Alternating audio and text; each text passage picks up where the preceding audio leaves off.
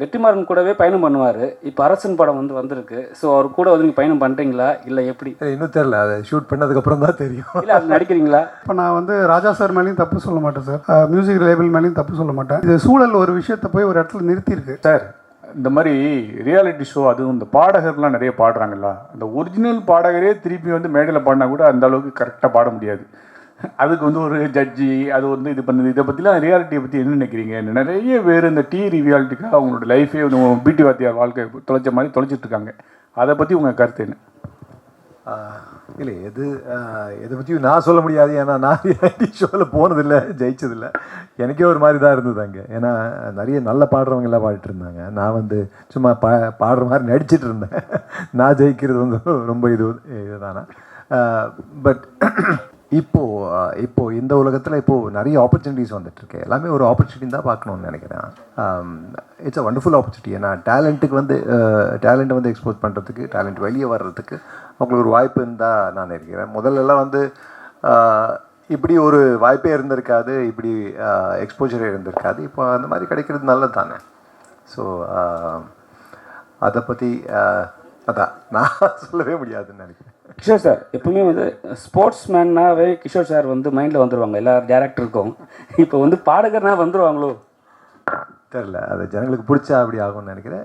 But still எல்லாமே எல்லாருக்குமே ஒரு மெமரிக்கு ஒரு பீரியட் இருக்கும்ல, அதுக்கு இன்னொரு புதுசாக வந்தப்போ அது மாறும், அவ்வளோதான். காலேஜில் ஸ்க்ரீன் பண்ணப்போ ரொம்ப லவ் பண்ணாங்க அந்த கேரக்டரை. மைக்கில் பேசுங்க சார். டைரக்டர் சார், இங்கே சார் வாழ்த்துக்கள், படம் நல்லா இருந்தது. Thank you sir. சார் இதில் நிறைய அந்த மியூசிக் சாங்ஸ் எல்லாம் யூஸ் பண்ணியிருக்கோம் இல்லையா, அதுக்கு ஏதாவது என்ஓசி இது மாதிரி வாங்கியிருக்கோம் இல்லை மற்ற சாங்ஸ் எல்லாம் ஏதாவது இஷ்யூ வராமல் இருக்கிறதுக்கு? பயங்கர போராட்டத்துக்கு அப்புறம் ஏன்னா எல்லாமே ஒவ்வொருத்தரும் ஒரு ரைட்ஸ் இருக்கும். ஆமாம், இப்போ நீங்கள் காப்பிரைட்ஸ் பற்றி ஒரு பைபிள் வேணும்னா என்கிட்ட இருக்குது, நான் எழுதி வச்சுருக்கேன்.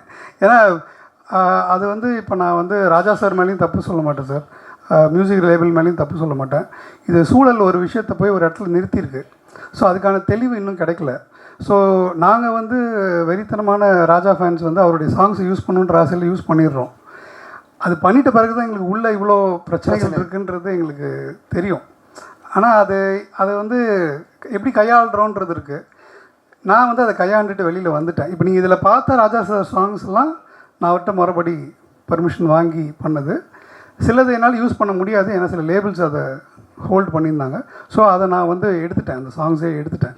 ஸோ ராஜா சாருக்கும் எந்த நெகட்டிவிட்டியும் வரக்கூடாது அப்படின்றது, ஏன்னா ரொம்ப பிரியப்பட்டு வச்சதுனால அதுக்காக ரொம்ப போராடினேன். உண்மையாலுமே நோட்டீஸ் வராது, அப்போ எதுவுமே வராது. அது பர்மிஷன் வாங்கினது, அது வாங்கினது. எந்த பாட்டு? அது வேறு, அது டோட்டலாக மாற்றிட்டோம், சாங்கே மாற்றிட்டோம் சார். இல்லை அது இல்லை, அது மியூசிக் அது இல்லை சார், சந்தத்துலேருந்து எல்லாமே வேறு, டோட்டலாக டிஃப்ரெண்ட் சாங் அது.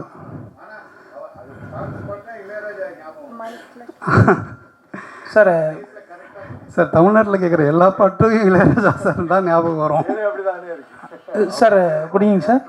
Yes sir. சார் இப்போது கிஷோர் சார் அந்த மிரரில் ப்ராக்டிஸ் பண்ணும்போது அவரோட ரைட் ஹேண்ட் சைடு ஒரு கேரக்டரை நீங்கள் பிளர் பண்ணிருக்கீங்க. ராஜா சார் தான். அதான் அது என்ன காரணத்துக்காக பிளர் பண்ணி? இப்போ ரீசன்ட் அது இருந்துச்சு, ரொம்ப நாளாக இருந்துச்சு. Okay. Last 2 months back sir ஒரு நோட்டீஸ் கொடுத்துருந்தாரு, என் ஃபோட்டோஸும் யூஸ் பண்ணக்கூடாது அப்படின்ட்டு. ஸோ அது எங்களால் ஒன்றும் பண்ண முடியாது இல்லையா. Okay sir, okay sir, thank you. அதனால எங்களுக்கு ஒரு ஆப்ஷன் இல்லை, எடுத்துட்டோம். ஓகே தெரிஞ்சுக்கலாம். Blur is the only option. Dhruv, Yazhini character குழந்தையா இருக்கும் பொழுதும் பெரியவங்க இருக்கும் போதும் ரொம்ப எக்ஸாக்டா மேட்சா இருந்தாங்களே, அவங்க வளர்றவரை வெயிட் பண்ணி எடுத்தீங்களா இல்ல? ஆமாம், அதே யாழினி தான். அப்படியா? குட்டியா இருந்த யாழினி அவங்க தானா? ஆமாம். அப்படியா?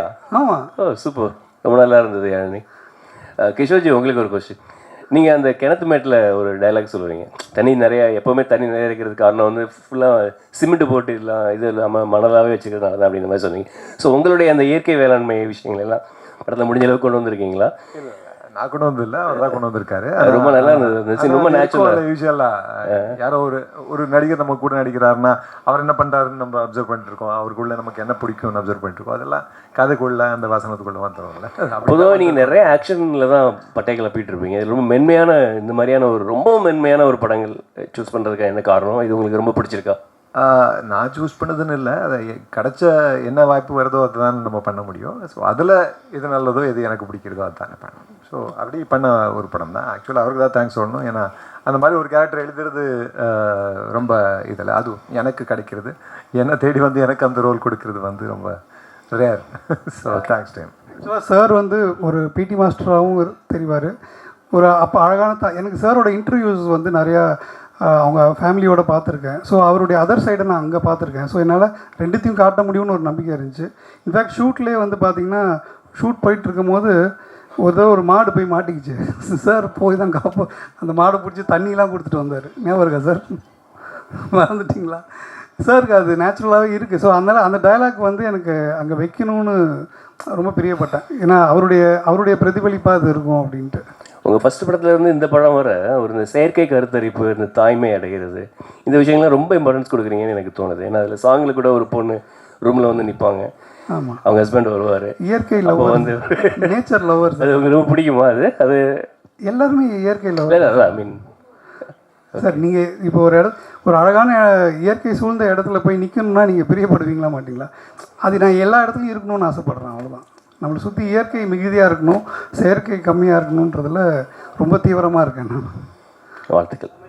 கிஷோர் சார், ஓடிடி பாலு எந்த லாங்குவேஜில் நிறைய படங்கள் நிறைய வெப் சீரிஸ் பண்ணிகிட்டே இருக்கீங்களே, இப்போ ஒரு பிஸியான இதாக இருக்கீங்க. தமிழ் படங்கள் குறைவாக இருக்கா இப்போ உங்களுக்கு? அப்படிலாம் ஒன்றும் இல்லை சார். அது சில வாட்டி அப்படி தான், சினிமா அப்படி தானே, வேலை இருந்தால் கண்டினியூஸாக வேலை இருக்கும், இல்லைன்னா என்னது வேலையே இல்லையா, நீங்கள் எதுவும் வேலை போட்டுட்டு உட்காந்துருப்போம்.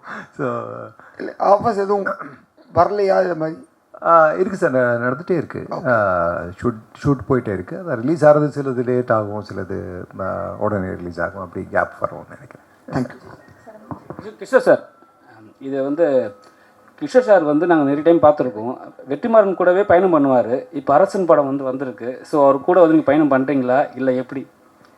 இன்னும் தெரியல, அதை ஷூட் பண்ணதுக்கப்புறம் தான் தெரியும். இல்லை அது நடிக்கிறீங்களா? அதான் இன்னும் தெரியலன்னு சொன்னேன். ஷூட் பண்ணதுக்கப்புறம் அப்புறம் தான் சொல்ல முடியும்னு நினைக்கிறேன். ஏன்னா நிறைய விஷயங்கள் மாறிட்டே இருக்கும்ல, இது வேறே மாதிரி இல்லை. அதில் இந்த ஸ்பின் ஆஃப்னு சொல்கிறாரு, அங்கேருந்து வந்த கதை இங்கே யாரெல்லாம் மீட் பண்ணுவார் அதெல்லாம் தெரியாதுல்ல எனக்கு. ஸோ கதாநாயகி, நீங்கள்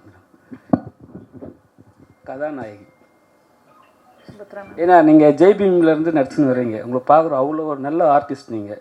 இது ரொம்ப நாளாக உங்களுக்கு வந்து வாய்ப்பு கிடைக்காம இப்போ வந்து ஒரு நல்ல படத்தில் ஒரு நல்ல ஒரு ஹீரோ கிட்ட ஒரு ஹீரோயினாக பண்ணுறீங்க. எப்படி இருக்குது இப்போ?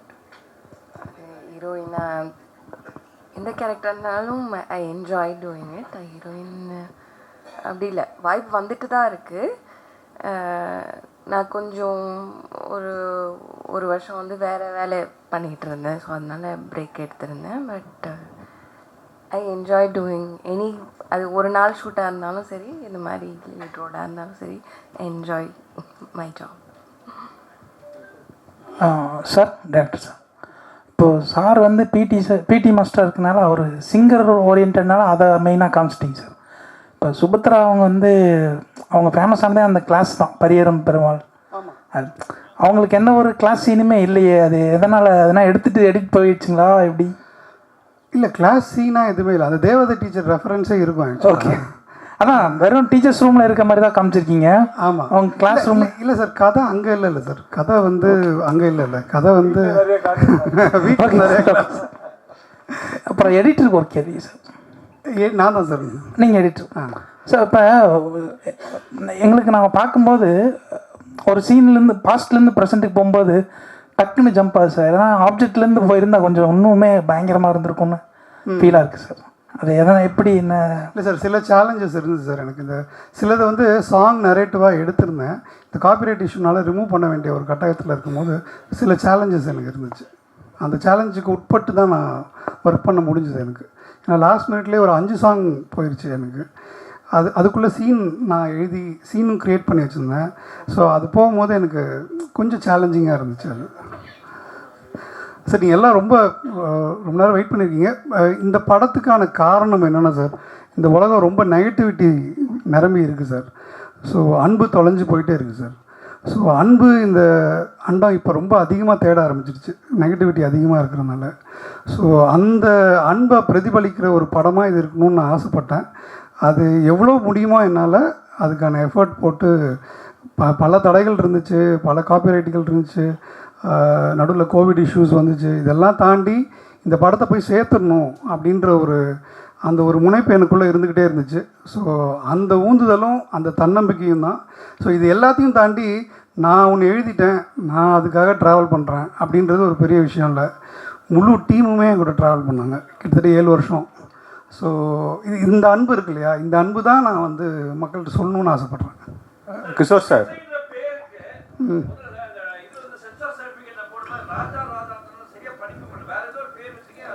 ராஜாக்கு ராஜாடா இல்லை, அதுவும் காப்பிரைட் இஷ்யூ தான்.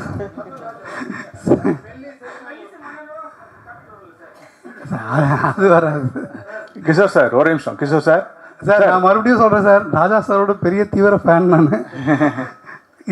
இந்த லீகல் இது எனக்கு தெரியாது சார். படம் எடுக்கும்போது எடுத்து முடிக்கிற அந்த ப்ராசஸில் தான் நிறையா எனக்கு தெரிய வந்துச்சு. ஸோ அதை எப்படியோ தாண்டி குதிச்சு வந்துட்டேன் சார் நான். கிஷோர் சார், டைரக்டர் சொன்னார் நெகட்டிவிட்டி வந்து ரொம்ப அதிகமாகிட்டு சோசியல் மீடியா இதுலலாம். எங்களை பொறுத்த வரைக்கும் நீங்கள் வில்லனாக நடிக்கும்போதும் சரி, கேரக்டராக இருக்கவும் சரி, மற்ற இதில் நடிக்கும்போது சரி, உங்களை பற்றி ஒரு தப்பான செய்தி ஒரு இதுவுமே இது வரைக்கும் சினிமாவில் வந்ததே இல்லை. எங்கேயுமே யாருமே உங்களை பற்றி பேசினது இல்லை. அவ்வளோ பாசிட்டிவிட்டியாக இருக்குது. டைரக்டராக கேட்டாலும் சரி, மற்ற ஆர்டிஸ்ட்டை கேட்டாலும் சரி, மக்கள்கிட்ட கேட்டாலும் சரி, உங்கள்கிட்ட மாத்திரம் எப்படி இந்த எனர்ஜி இருக்காது? என்ன சீக்ரெட்? அது பார்க்குறவங்க பார்வையில் தான் இருக்கும் நினைக்கிறேன்.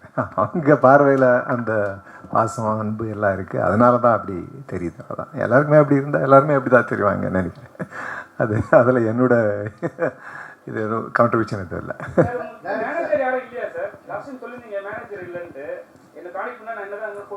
இருக்காங்க சார், நான் தான்.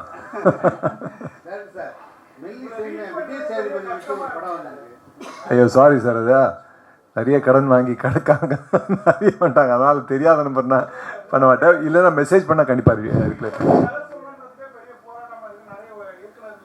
ஐயோ அப்படியா? இல்லை அதுக்கு நான் பதில் சொல்கிறேன் சார். வாய்ப்பே இல்லை சார், வாய்ப்பே இல்லை. ஏன்னா எனக்கு சார் தெரியும்.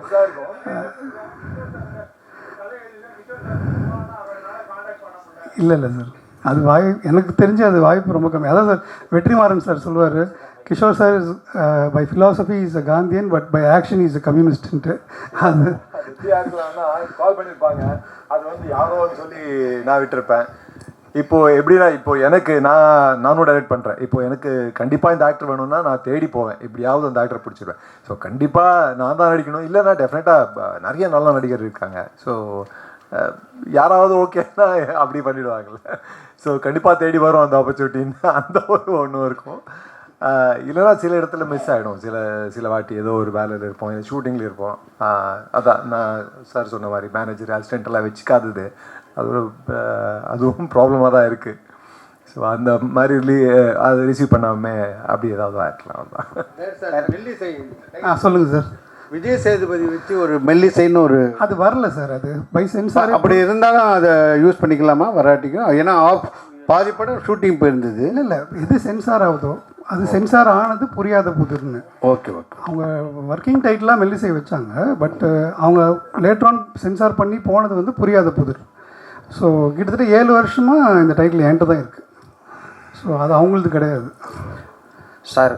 இது இப்போ தேட்டருக்காரங்கள பெரிய நடிகர்கள் நடிச்சிருந்தால் மட்டும்தான் படத்தை முதல்ல வாங்குறதுக்கே பேசுகிறாங்கன்னு சொல்கிறாங்க. இதில் கிஷோர் சார் குறைச்சி மதிப்பு இல்லை, யதார்த்த நிலைமையாக சொன்னேன். அது கிஷோர் சார் எந்த லிஸ்ட்லேயும் அதில் இல்லை. எப்படி நீ இந்த படத்தில் நடிக்க வச்சே ஆகணும்னு முடிவு பண்ணீங்க? இல்லை சார், நாங்கள் மெயின் ஸ்ட்ரீம் ஃபிலிம்லேருந்து வெளியில் இருக்க ஆட்கள் சார். நாங்கள் கொஞ்சம் எங்களுக்கு என்ன வருதோ என்ன சொல்லணும்னு நினைக்கிறோமோ அதை நோக்கி பயணிக்கிறோம்.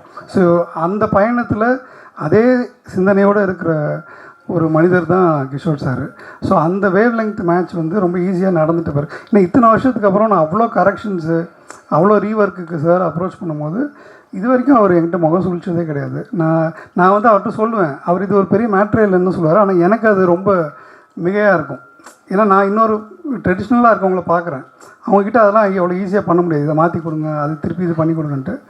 பட் அவர் அது ரொம்ப அசால்ட்டாக சொல்லுவார், இதெல்லாம் ஒரு விஷயமானவார். பட் எனக்கு அது ரொம்ப மிகையான விஷயம். அப்படிப்பட்ட மனிதர்கள் கூட என்றைக்குமே நான் ஒர்க் பண்ணணுன்னு ஆசைப்படுவேன். இவருன்னு இல்லை, எல்லா கோஆர்டிஸ்ட் சுபத்ரா மேமாக இருக்கட்டும் எல்லாருமே வந்து very down to earth. So எங்களுக்கு வந்து ரொம்ப கஷ்டப்பட தேவையில்லை. நாங்கள் என்ன சொல்ல வரோமோ இருக்கிற கை காசு வச்சு எங்களால் அதை சொல்லிட முடியுன்ற நம்பிக்கை இருக்குது. இன்னொரு கேள்வி, அந்த பொண்ணு ஹரிஸ் உத்தமட்ட பேச வர்றாங்கல்ல கடைசியில், ஆமாம் சார், அதுக்கிட்டே பேசுகிறாங்களே எமோஷனான சீன், அதில் எதுக்கு அவ்வளோ லிப்ஸ்டிக் போட்டு வச்சுருக்கேன்? லிப்ஸ்டிக்கா சார்? அவங்க அந்த எமோஷன் ஆக போகுதுன்னு கிளம்பி வரல சார், அவங்க கிளம்பி இருந்தாங்க. அப்போ அந்த எமோஷன் அவங்கள மீறி வெளியில் வந்துருச்சு. அப்போ தொடச்சிட்டு சொல்ல முடியாது இல்லையா? கொஞ்சம் பார்க்குறேன். இல்லை சார், உண்மை தானே. அவங்க வந்து அதை எதிர்பார்த்து வரல, அவங்க ரொம்ப ஜாலியாக தான் வந்தாங்க. அந்த பயணத்தில் அவங்க எமோஷனல் ஆகிட்டாங்க. ஸோ அந்த டைமில் லிப்ஸ்டிக் அங்கேயே இருந்திருக்கு, அதை ஒன்றும் பண்ண முடியல. அவங்க தொடச்சிருக்கலாமா நீ?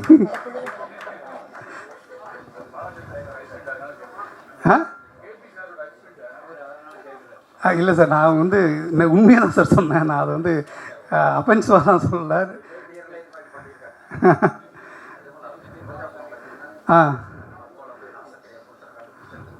அப்போ அவங்க வந்து ரொம்ப நாள் சோகத்தில் தான் இருக்காங்க. அதான் அவங்க ரொம்ப நாள் சோகத்தில் இருக்காங்க சார், புருஷன் தொலைஞ்சிட்டாங்க. பட் இவங்க ஜாலியாக தானே வந்தாங்க. இவங்க அன்றைக்கி அவங்க டான்ஸ் கிளாஸ் விட்டு வந்தாங்க. பட் அந்த வீடை பார்த்தோன்னே அவங்களுக்குள்ளே இருக்க அந்த நினைவுகள் வந்து அவங்கள எமோஷ்னல் ஆக்கிடுச்சு.